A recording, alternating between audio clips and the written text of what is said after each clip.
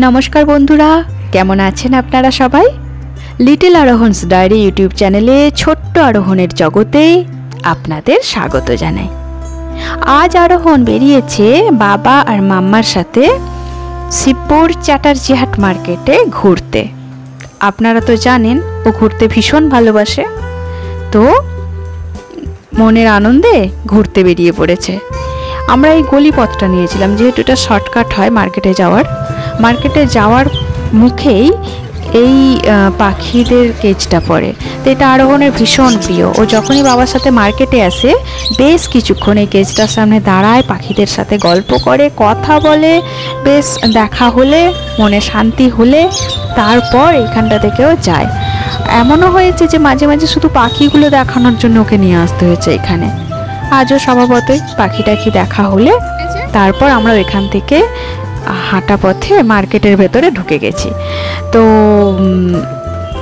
আমরা মেনলি হেঁটে গিয়েছিলাম, আমাদের কিছু গ্রসারিসও কেনার ছিল আর তার সাথে ওই ভেতরে একটা মা কালীর মন্দির পড়ে, ওই মন্দিরটাতেও গিয়েছিলাম। এইখানে আরোহণ যেহেতু টোটো বা এই সমস্ত গাড়িগুলো বা বিভিন্ন ধরনের কার্স বাইক এগুলো দেখতে ভালোবাসে, তো আমরা হেঁটেই গিয়েছিলাম। বেশ খানিকটা হাঁটতে হয়েছিল অবশ্য। হেঁটেই আমরা বাজারের ভেতরে গেলাম। তো বেশ কিছুটা যাওয়ার পরে এ দেখুন পাশে একটা ফুলের মার্কেট, ছোট্ট মতো যদিও, কিন্তু এখানে ফুলগুলো ভীষণ ভালো পাওয়া যায়। চ্যাটার্জিহাট মার্কেটে বেশ কিছুক্ষণ যাওয়ার পরে এই গলিটা পেলাম।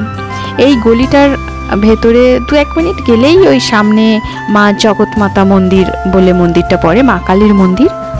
তো এই মন্দিরটা বেশ ভালোই লাগলো আমাদের।